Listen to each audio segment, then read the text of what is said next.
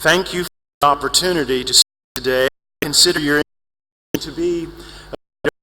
I appreciate your willingness to hear from a Christian theologian.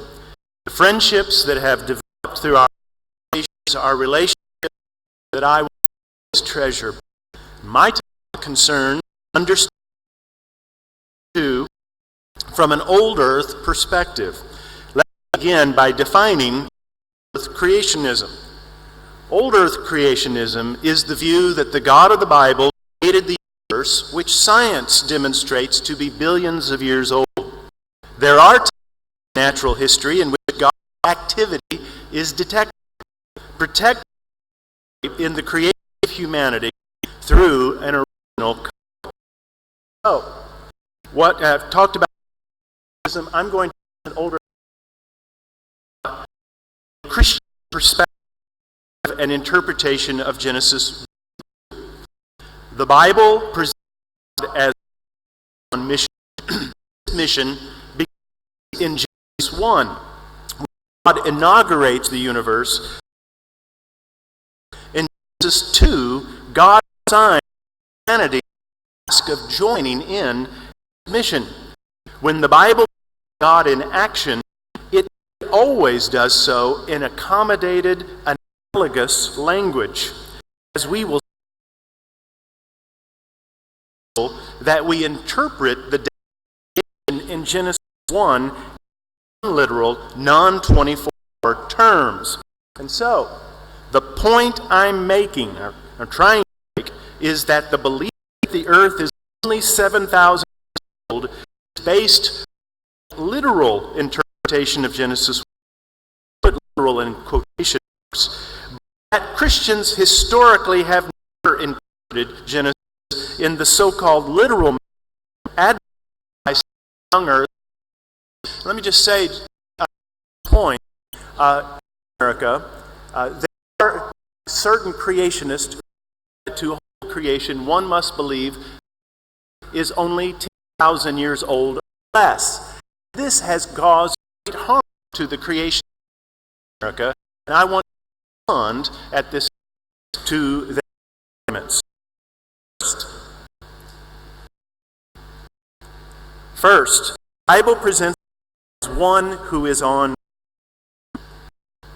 The mission of God is to establish the earth as his kingdom. Jesus would not the rest of the Bible. It serves as the introduction to the rest of the scriptures. As such, it is the beginning of the biblical story. And what is this beginning? Well, the Bible presents the universe as God's temple.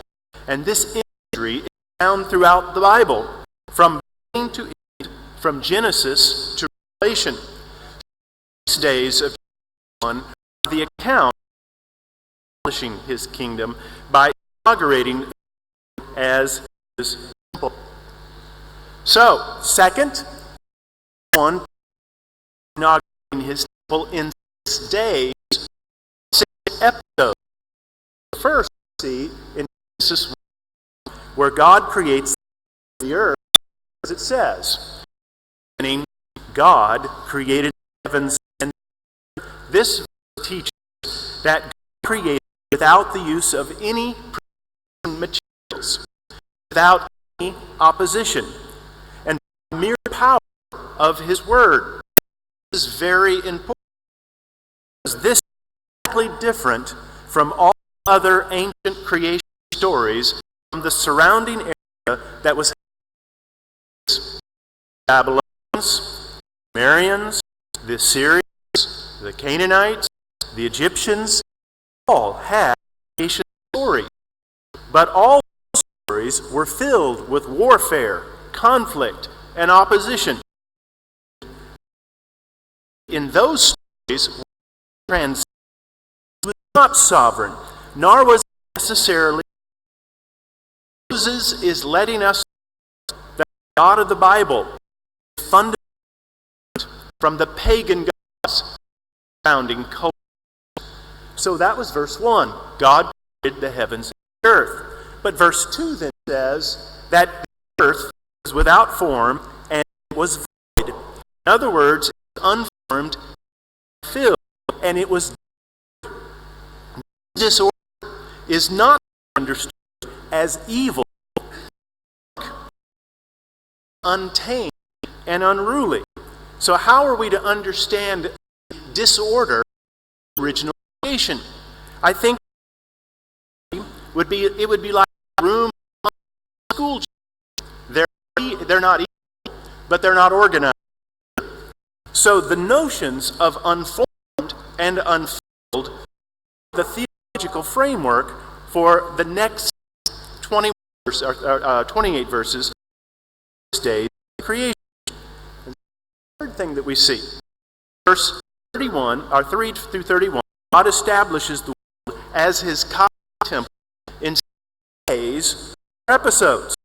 First, God fills and fills that he has created. In the first 3 days, God forms the world. In the last days, God fills the world.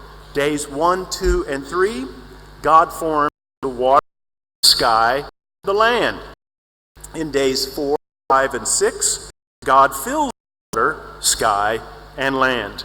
And then he establishes order over that which he has created. Because it said, God, this separation process, God separates and day from the night, the waters and the land from the fowl. God advances his kingdom, establishes order. And then the next thing Moses presents to us, God establishes over that which he has created. Because it would then say, and then called by our naming, he named a created name. God gave it a function and authority over it.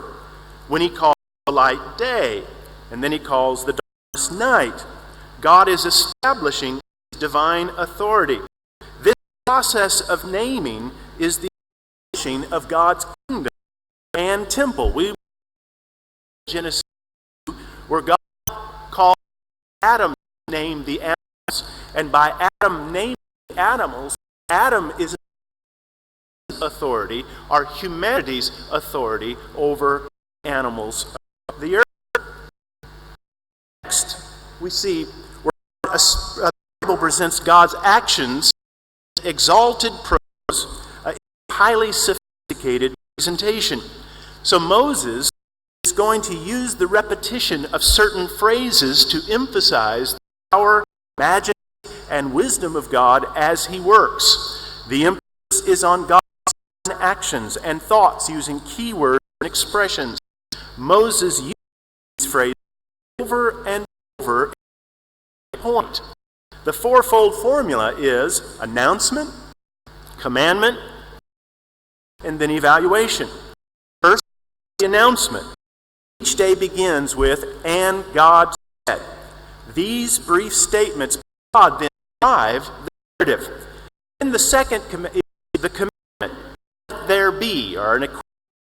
For God to speak is for God to act. Actions are then there's the report we read. Say, and so God, or its equivalent.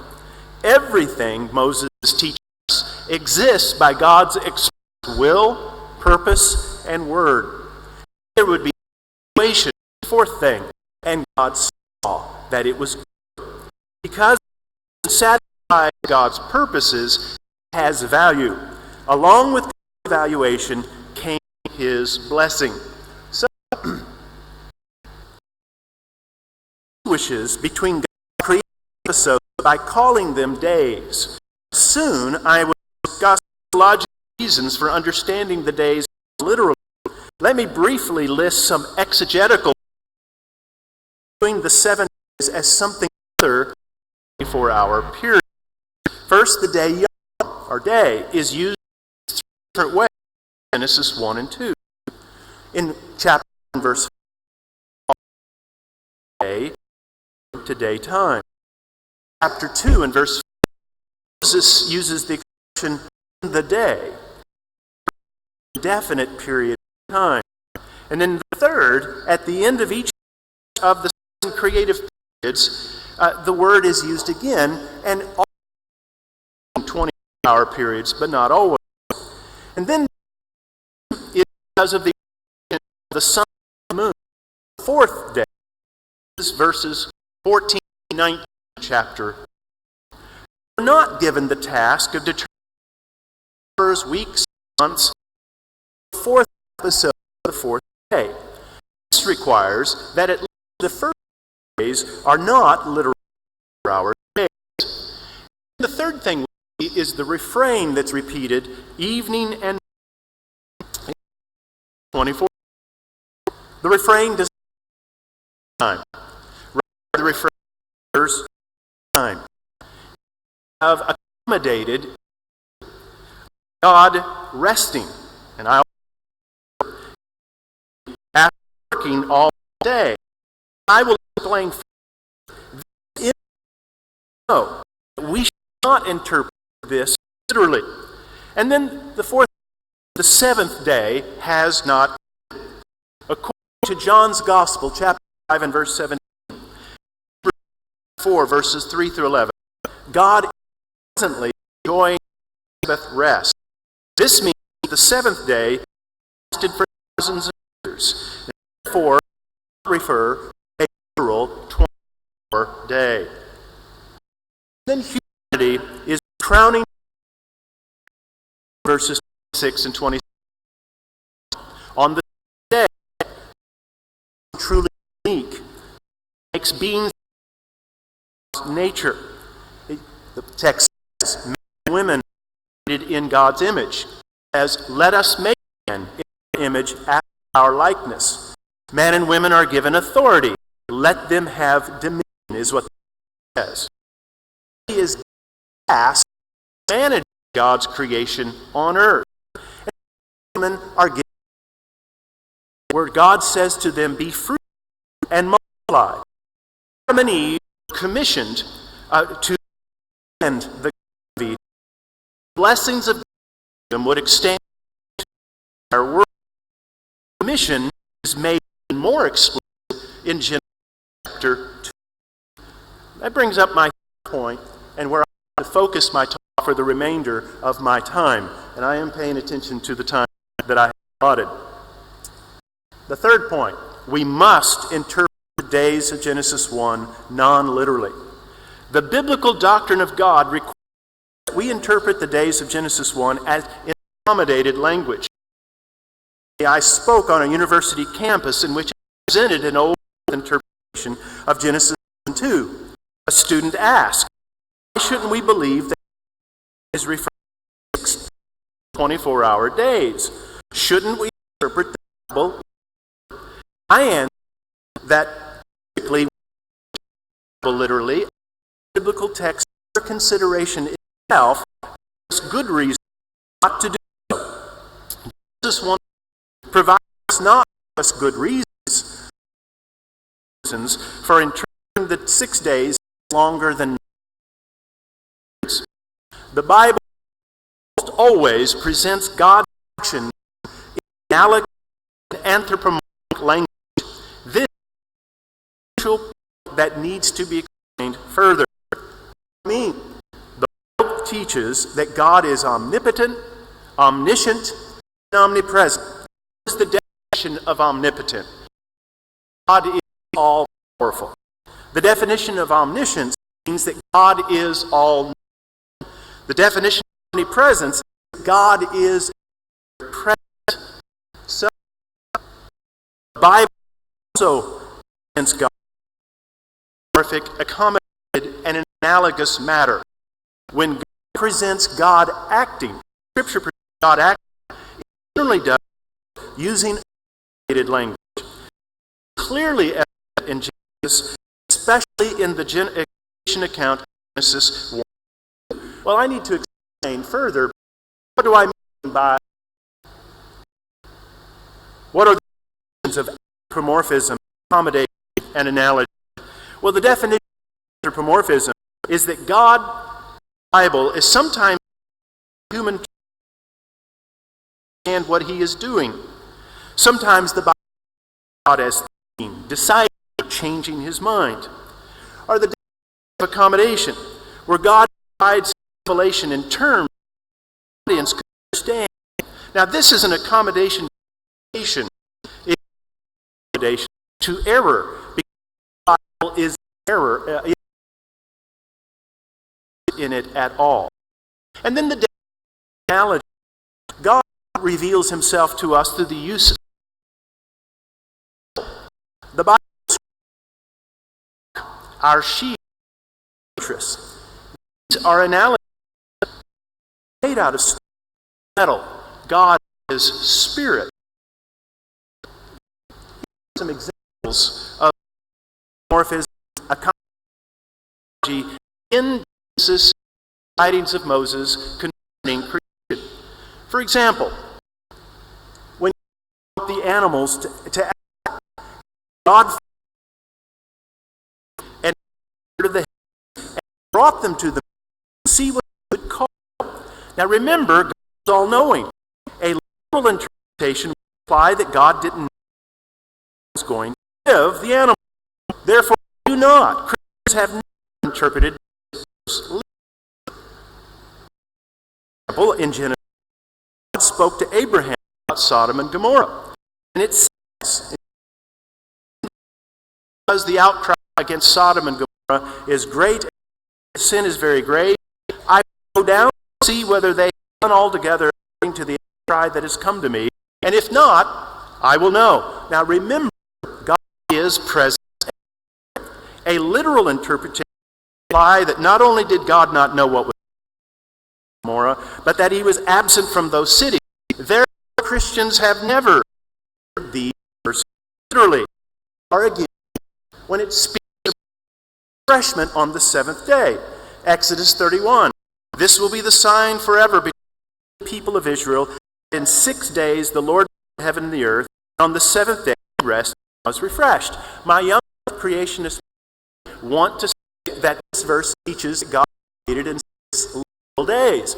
We do not interpret this verse literally, because remember, God is all-powerful. Fatigued. He is never. The expression refresh means calm. A literal interpretation implies that God was tired, needed to regain his strength.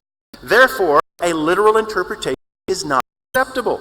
God's activity during the seasons of Genesis and have many, but they also have differences. It only worked 4 weeks. His creative activity was different. We pre-existing material. God created. Moses makes analogy in Exodus. But the prophet was knowing that God created in a literal. So, to conclude, we have seen that the Bible presents God as one who is on mission. This mission begins in Genesis 1, where God inaugurates the universe to be simple. God's activities are presented as 7 days or 7 episodes. Genesis chapter 2 assigns task mission, but in Genesis 3, humanity fails miserably. The Bible is the account of God completing and redeeming humanity in the process. The New Testament repeatedly refers to Jesus. When the Bible presents God in action, it nearly does so in an accommodated, analogous language. For this reason, it is theologically essential that the creation in Genesis 1 be interpreted in non-literal terms. Thank you very much.